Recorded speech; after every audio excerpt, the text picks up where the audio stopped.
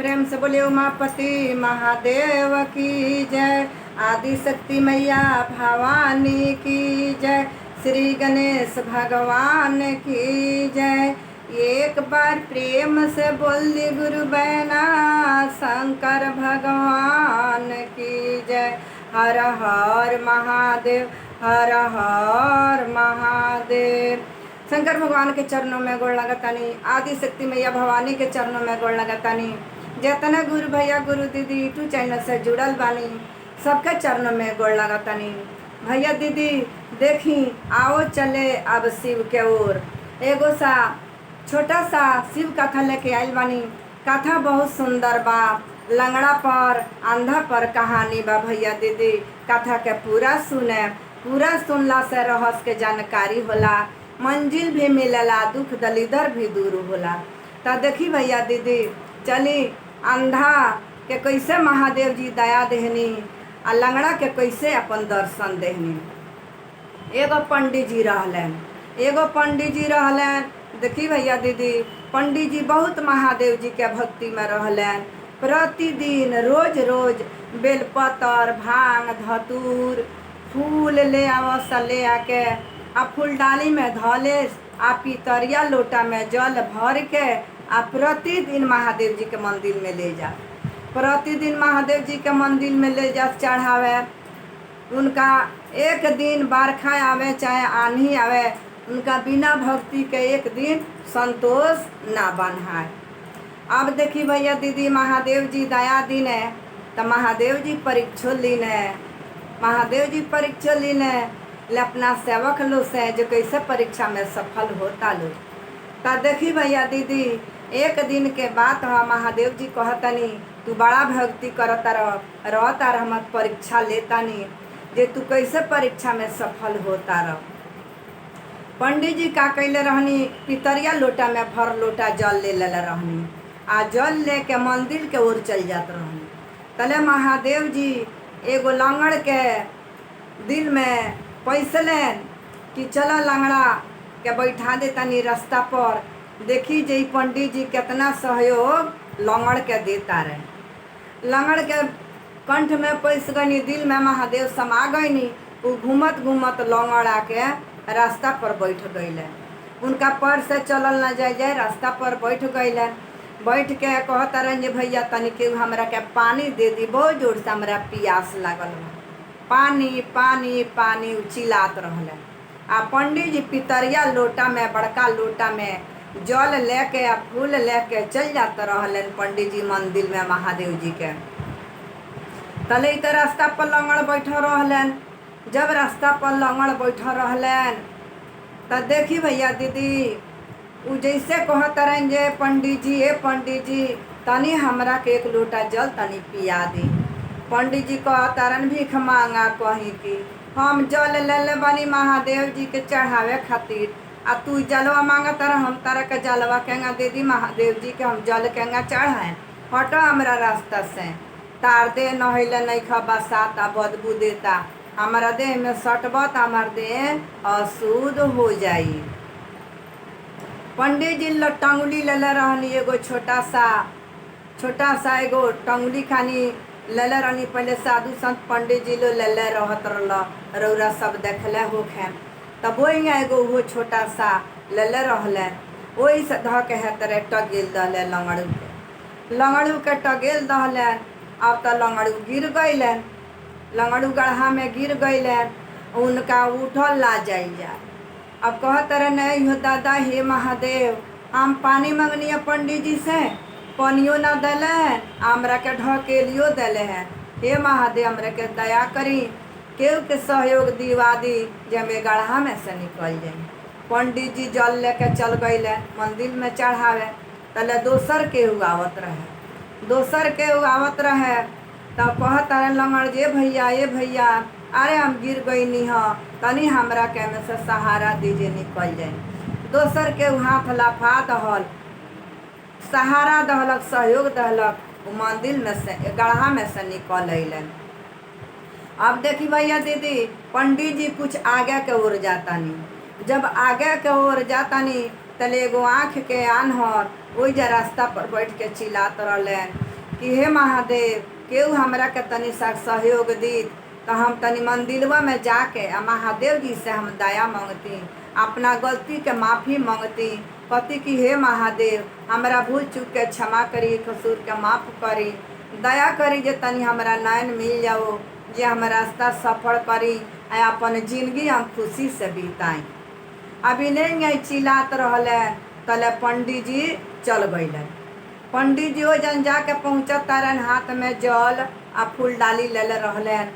तरे अंधा भैया कहतारन जे भाई ये भाई के जावत तनी आ तहाँ कहा हम जात के ब्राह्मण हई आ हम जातनी मंदिर में जल ढारे, ते पंडित जी तनी सा हमरा सहारा कर दी। आ त कौन चीज के हो, आ त तनी मंदिर में हमरा के पहुँचा दी ले चल के, जब महादेव जी से तनी दया मांगी जे हे महादेव हमरो पर तनी दया करी। महादेव सबका पर दया करी ने, सबका के अपन दर्शन दी ने, तनी हमरो के दर्शन दी, हमरो कठिनाई के दूर करी। पंडित जी कहतारन भागतार कि नहीं से दे बसाता भक भक दे पर बुझाता माछी भीन कतिया, आम नहैले धोइले बानी आ हमरा संग जाए के कहतार, हम ना ले जाए, हमार जल अशुद्ध हो जाई। पंडित जी कह के आगे चल गए। पंडित जी कह के आगे चल गए तले देखी भैया दीदी एने से लंगड़ के केल सहारा दे दिले रहे। लंगड़ धीरे धीरे धीरे धीरे धीरे घुसकत घुसकत आन्हर के लगे चल गए। जब आन्हर के लगे जाके पहुँचता रहे तो कहता रहे ये भैया अरे तार त आँख के आन्हर बा, आ तू कैसे यहाँ तक आइल बाड़ा?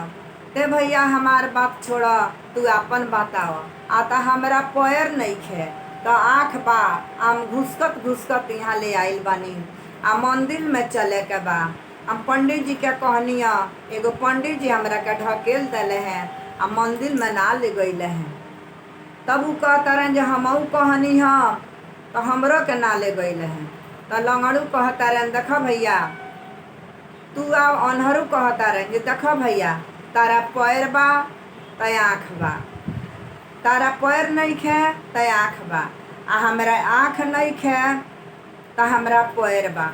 तो एगो काम करो, तारा पैर नहीं खे हमरा आँख नहीं खे, तू हमरा कान्हा पर बैठ जा, तू आवा हमरा कान्हा पर बैठ जा, आ तू लाठी ले ल, लाठी ले ल, लाठी से इशारा करत चली ह आ देखावत चली हम मंदिर में लेके चल हम तोहरो के हम मंदिर तर रोई तरह। लंगड़ू कान्हा पर बैठ गईले, अनहरू बैठा लेन, अनहरू के पैर रहे, बैठा के आ मंदिर के ओर गईलो। मंदिर के ओर जाके सब लोग कहत रहे जे चले के जल भरे चले के। अब वही सहारा से संग संग संग संग नदी में चल गईलो। नदी में चल गईलो, नदी में गंगा जी में से जाके आइथी किनल लो, लोटनी किनल लो, प्लास्टिक के कीन के जल भर के आ महादेव जी के वही तरह से धीरे धीरे धीरे धीरे बिहानी पर ले आके जल चढ़ावत रहेलो। तले पंडित जी बिहानी पर भेंटा गईले। जब मंदिर में पंडित जी बिहानी पर भेंटा गईले तब पूछा तरन जे अनहरू ए लंगड़ू अरे तोहनी के केंगा जल लेके चल लोगन हो? आ तो ये पंडित जी अरे महादेव सब कर हई, महादेव सब कर हई। देखे पंडित जी रउआ हमनी के ना ले अनी है बोला के, तो हमनी के महादेव जी ले अनी है बोला के। देखी महादेव जी रउरा ढकेल के चल अनी है, आ महादेव जी हमनी के दोनों जना के संगत धारा देनी है, आ हमनी के दोनों जना संग संग जाके आ जल भर के आ हमनी के ले अनी है सन। ई लोग लंगड़ जे रहे रास्तों में जलवा छलकत छलकत छलकत लोटा में थोड़ा सा जल बाँचा रहे, थोड़ा सा जल बाँचा रहे।